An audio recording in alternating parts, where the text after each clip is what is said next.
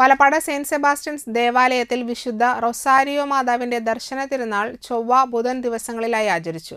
തിരുനാൾ ദിവ്യബലിക്ക് വികാരി father gents തട്ടിൽ, father SEBI Kanjirathinkal എന്നിവർ മുഖ്യ കാർമ്മികത്വം വഹിച്ചു.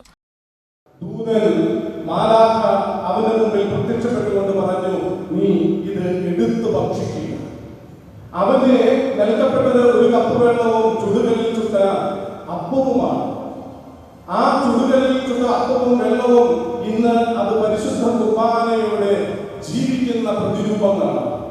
ദർശന സഭയുടെ ജീവിത ശൈലി എന്ന് പറയുന്നത് അത് വിശുദ്ധ കുർബാന കേന്ദ്രീകൃതമായ ഒരു ജീവിത ശൈലിയാണ്. ഈ അൾത്താരയിൽ ഓരോ ദിവസവും അർപ്പിക്കപ്പെടുന്ന ആ ദിവ്യബലിയിൽ നിന്ന് അപ്പത്തിന്റെയും മീനിന്റെയും സാദൃശ്യത്തിൽ നമുക്ക് നൽകപ്പെടുന്ന ഈശോയെ കലങ്ങളിലും ജീവനും.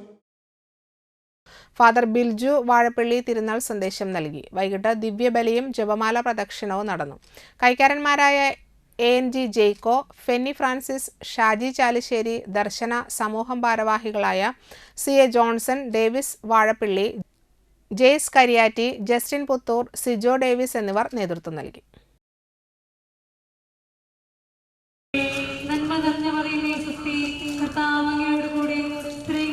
അങ്ങയുടെ